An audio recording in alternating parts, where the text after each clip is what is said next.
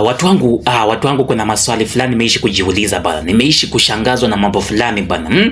Lakini haya mambo, haya maswali sijaipata majibu yake bana. Lakini leo nimeamua sasa niyaseme ili niweze kupata majibu hapa, kama mtaweza kunipatia bana. Jambo la kwanza ambalo nimeishi kujiuliza ni kuhusu nguo za wanasiasa bana. Hizi nguo za wanasiasa ambazo wanga wanavaa, wakishazitoa wanga wanazipeleka wapi? Kwa sababu mimi sijawahi ona mwanasiasa akiwa amerudia kuvaa nguo. Sijawahi ona mwanasiasa akiwa amerudia kuvaa nguo ama kiatu. Hizi nguo wakishazitoa huwa wanapeleka wapi? Kwa sababu nguo ya last year, last month ama last week haiwezi rudia tena kuivaa. Huwa wanapeleka wapi hizi nguo? Ama wanga kule kwa ofisi zao wanga wanafungua, wako na boutique ambazo wakishavua hizo nguo wanazifua alafu wanarudisha kwa boutique, watu wanakuja kuzinunua. Sijawahi ona mwanasiasa akiwa amerudia nguo bana. Hebu mnieleze kunaendanga aje? Hizi nguo wanapelekanga wapi? Mbona wanaharibu pesa zetu kununuanga tu nguo kila daily, wananunua tu nguo daily bana. Si warudie tu kuvaa nguo bana. Kwani wakirudia kuvaa nguo tutawachekelea?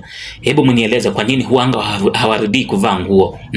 Jambo la pili ambalo limeishi kunipiga sana kwa akili ni hili na sijawahi pata jibu bana. Paka wanga wanafanya mapenzi yao saa ngapi? Ama wanafanyanga mapenzi yao siku gani bana? Kwa sababu mimi sijawahi ona paka wakifanya mapenzi yao hadharani kama mbwa. Kama mbwa ama ng'ombe. Sijawahi ona paka wakifanya mapenzi ya aina hiyo bana. Wanafanyaga mapenzi yao saa ngapi na wanafanyanga wapi? Hebu mpate kunieleza bana, nipate kujua. Jambo la tatu ambalo limeishi kunipiga akilini na sijapata jibu ni hili. Watchman wa kanisa, watchman wa kanisa wanga wanaenda kanisani siku gani ama saa ngapi bana? Nafaa nipate kujua. Watchman wa kanisa anaendanga church saa ngapi ama siku gani? Kwa sababu wengine wakienda church Sunday, hawa watchmen huwa tu wanakaa tu kwa gate, hawaendangi church. Sasa nataka nipate kujua wanaendanga church saa ngapi, mnieleze nipate kujua. Pia jambo lingine ambalo limeishi kupiga akilini mwangu ni Kenya ilitumia nini kununua mashine ya kutengeneza pesa? Kenya ilitumia nini kununua mashine ya kutengeneza pesa? Kwa sababu haikuwa na pesa mwanzoni. So walitumia nini kununua mashine ya kutengeneza pesa? Na haya material ya kutengeneza pesa bado huanga wanatumia pesa kununua material ya kutengeneza pesa. Hebu mnieleze nipate kujua bana. Kenya ilitumia nini kununua mashine ya kutengeneza pesa na hizo siku hawakuwa na pesa?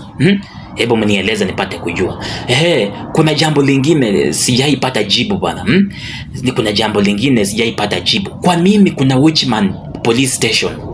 Kwa nini kukuwe na watchman police station? Na huko police station kuna security ya kutosha, kuna maaskari wako na bunduki. Lakini kwa gate kuna watchman, na huyu watchman hananga bunduki, ya kutuna rungu na kitabu. Mbona kukuwe na watchman kwa gate ya police station? Hebu mpate kunieleza nipate kujua bana. Kuna jambo lingine ambalo huanga linanipiga akilini na sijawahi pata jibu pia. Hawa mabibi wa president huanga anashika mimba siku gani na huwa wanazaa siku gani bana? Hebu mnieleze nipate kujua bana.